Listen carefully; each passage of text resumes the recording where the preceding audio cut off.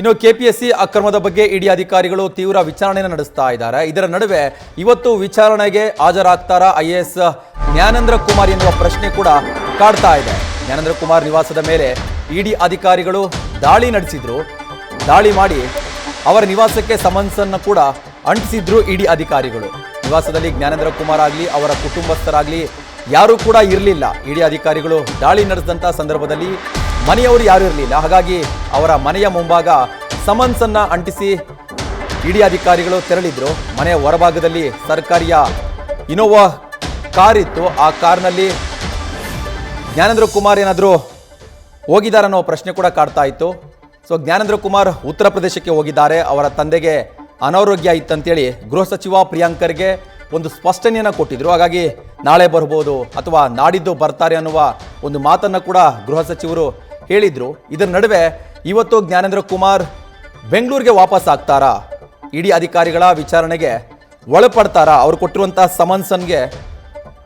Summons ಪಡೆದು ವಿಚಾರಣೆಯನ್ನು ಎದುರಿಸ್ತಾರ ಅನ್ನುವ ಕುತೂಹಲ ಈಗ ಕಾಡ್ತಾ ಇದೆ. ಕೆಪಿಎಸ್ಸಿ ಅಕ್ರಮದ ಹಗರಣದಲ್ಲಿ IAS ಜ್ಞಾನೇಂದ್ರ ಕುಮಾರ್ ಅವರ ಹೆಸರು ಕೂಡ ತಳುಕು ಹಾಕಿಕೊಂಡಿದೆ. ಅಂದರೆ ಪಶುವೈದ್ಯಾಧಿಕಾರಿಗಳ ನೇಮಕಾತಿಯಲ್ಲಿ ಅಕ್ರಮ ಆಗಿದೆ. ಪಶುವೈದ್ಯಾಧಿಕಾರಿಗಳ ನೇಮಕಾತಿ ನಡೆದಂಥ ಸಂದರ್ಭದಲ್ಲಿ ಪರೀಕ್ಷಾ ಕೇಂದ್ರದ ಕಂಟ್ರೋಲರ್ ಆಗಿ IAS ಜ್ಞಾನೇಂದ್ರ ಕುಮಾರ್ ಕಾರ್ಯನಿರ್ವಹಣೆಯನ್ನು ಮಾಡಿದ್ರು.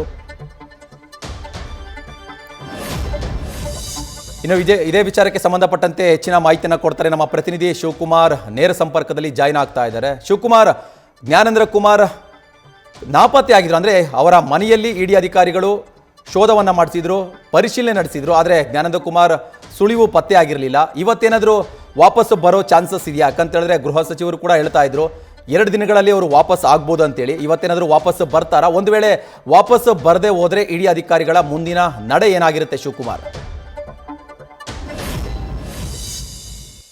ಭರತ್, ಕೆಪಿಎಸ್ಸಿ ಪಶುವೈದ್ಯಾಧಿಕಾರಿಗಳ ಅಕ್ರಮ ನೇಮಕಾತಿ ಹಗರಣಕ್ಕೆ ಸಂಬಂಧಪಟ್ಟಂತೆ ಮೊದಲಿಗೆ ಆಗಸ್ಟ್ 18ನೇ ತಾರೀಕು ಇಡಿ ಅಧಿಕಾರಿಗಳು ರಾಜ್ಯಾದ್ಯಂತ 21 ಕಡೆಗಳಲ್ಲಿ ದಾಳಿಯನ್ನು ಮಾಡ್ತಾರೆ. ಅದಾದ ನಂತರದಲ್ಲಿ ಯಾವಾಗ IAS ಅಧಿಕಾರಿಯಾಗಿರುವಂಥ ಜ್ಞಾನೇಂದ್ರ ಕುಮಾರ್ ಅವರು ನಾಪತ್ತೆ ಆಗಿರೋ ಅನ್ನೋ ವಿಚಾರ ಇಡಿ ಅಧಿಕಾರಿಗಳ ಗಮನಕ್ಕೂ ಬರುತ್ತೆ. ಆಗ ಇಡಿ ಅಧಿಕಾರಿಗಳು ಬೆಂಗಳೂರಿನ ಜಯಮಹಲ್ನಲ್ಲಿರುವಂಥ ಜ್ಞಾನೇಂದ್ರ ಕುಮಾರ್ ಅವರ ನಿವಾಸದ ಮೇಲೆ ದಾಳಿಯನ್ನು ಮಾಡ್ತಾರೆ. ಸತತ 9 ತಾಸುಗಳ ಕಾಲ ದಾಳಿ ಮಾಡಿ ಪರಿಶೀಲನೆ ಮಾಡುವಂಥ ಕೆಲಸವನ್ನು ಮಾಡ್ತಾರೆ. ಆದರೆ ದಾಳಿ ಮಾಡಿದಂಥ ಸಂದರ್ಭದಲ್ಲಿ ಬೆಂಗಳೂರಿನ IAS ಅಧಿಕಾರಿ ಜ್ಞಾನೇಂದ್ರ ಕುಮಾರ್ ಅವರ ಮನೆಯಲ್ಲಿ ಯಾವುದೇ ಮಹತ್ವದ ದಾಖಲಾತಿಗಳು ಕೂಡ ಇಡಿ ಅಧಿಕಾರಿಗಳ ಕೈಗೆ ಸಿಕ್ಕಿಲ್ಲ. ಒಂದ್ ಕಡೆ ಬೆಂಗಳೂರಿನ ಮನೆ ಮೇಲೆ ದಾಳಿಯನ್ನ ಮಾಡಿ ಪರಿಶೀಲನೆ ಮಾಡ್ತಾರೆ. ಮತ್ತೊಂದು ಕಡೆ ಯಾವಾಗ ಜ್ಞಾನೇಂದ್ರ ಕುಮಾರ್ ತಂದೆಯವ್ರಿಗೆ ಹುಷಾರಿಲ್ಲ, ಅವ್ರಿಗೆ ಹೃದಯಕ್ಕೆ ಸಂಬಂಧಪಟ್ಟಂತ ಅನಾರೋಗ್ಯ ಸಮಸ್ಯೆ ಇದೆ, ಖಾಸಗಿ ಆಸ್ಪತ್ರೆಯಲ್ಲಿ ದಾಖಲಾಗಿದ್ದಾರೆ, ನನಗೆ 15 ದಿನ ರಜೆ ಬೇಕು ಅಂತೇಳಿ ಕಾರ್ಯದರ್ಶಿಗಳು MSME ಇಲಾಖೆಯವ್ರಿಗೆ ರಜೆಯ ಪತ್ರವನ್ನು ಕೊಟ್ಟು ಹೋಗಿದ್ದಾರೆ. ಅದಾದ ನಂತರದಲ್ಲಿ ಅವರ ಹುಟ್ಟೂರಾದಂಥ ಉತ್ತರ ಪ್ರದೇಶದ ಲಕ್ನೋ ಬಳಿಯಲ್ಲೂ ಕೂಡ ಇಡಿ ಅಧಿಕಾರಿಗಳು ಹೋಗಿ ಪರಿಶೀಲನೆ ಮಾಡುವಂಥ ಕೆಲಸವನ್ನು ಮಾಡ್ತಾರೆ. ಬೆಂಗಳೂರಿನಲ್ಲೂ ಕೂಡ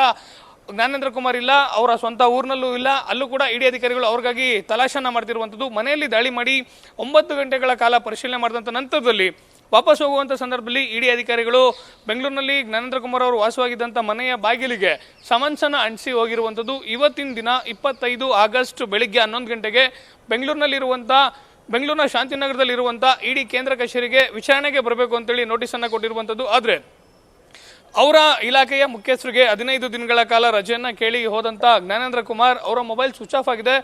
ಅವರು ಎಲ್ಲಿದ್ದಾರೆ ಅನ್ನೋದ್ರ ಬಗ್ಗೆ ಸದ್ಯ ಯಾವುದೇ ರೀತಿಯಾದಂಥ ಸ್ಪಷ್ಟತೆ ಇಲ್ಲ. ಜ್ಞಾನೇಂದ್ರ ಕುಮಾರ್ ಅವರು ನಾಪತ್ತೆಯಾದಂಥ ವಿಚಾರಕ್ಕೆ ಸಂಬಂಧಪಟ್ಟಂತೆ ಮಾಧ್ಯಮಗಳಲ್ಲಿ ಯಾವಾಗ ಸುದ್ದಿ ಆಗುತ್ತೆ ಆಗ ಸ್ವತಃ ಗೃಹ ಸಚಿವರು ಮಾಧ್ಯಮಗಳಿಗೆ ಹೇಳಿಕೆಯನ್ನು ಕೊಟ್ಟಿದ್ರು. ಅವರು ಸ್ವತಃ ನಾನು ಅವ್ರ ಜೊತೆ ಫೋನ್ನಲ್ಲಿ ಮಾತನಾಡಿದೆ, 2 ದಿನಗಳ ಬಿಟ್ಟು ವಾಪಸ್ ಬೆಂಗಳೂರಿಗೆ ಬರ್ತೀನಿ, ತಂದೆಯವರು ಹುಷಾರಿಲ್ಲ ಅನ್ನೋ ಮಾತನ್ನ ಹೇಳಿದ್ದಾರೆ. ಅವರ ಇಲಾಖೆಯ ಮುಖ್ಯಸ್ಥರಿಗೆ ರಜೆ ಪತ್ರವನ್ನು ಕೊಡುವಂಥ ಕೆಲಸವನ್ನು ಮಾಡಿದ್ದಾರೆ ಅಂತ ಹೇಳಿರುವಂಥದ್ದು. ಇದೆಲ್ಲ ಆದಂತ ನಂತರದಲ್ಲಿ ಇಲ್ಲಿ ದಾಳಿ ಮಾಡುತ್ತೆ, ದಾಳಿ ಆದಂತ ನಂತರದಲ್ಲಿ ಸಮನ್ಸನ್ನ ಕೊಡುತ್ತೆ. ಇವತ್ತು ಜ್ಞಾನೇಂದ್ರ ಕುಮಾರ್ ವಿಚಾರಣೆಗೆ ಬರ್ತಾರಾ ಇಲ್ವಾ ಅನ್ನೋದೇ ಸಾಕಷ್ಟು ಕುತೂಹಲವನ್ನು ಮೂಡಿಸಿರುವಂಥದ್ದು. ಭರತ್, ಶಿವಕುಮಾರ್ ಹಾಗೆ ಸಂಪರ್ಕದಲ್ಲಿರಿ. ನ್ಯೂಸ್ ಫಸ್ಟ್ ನಿರ್ಭೀತಿಯಿಂದ ನಿಮ್ಮ ಪರವಾಗಿ.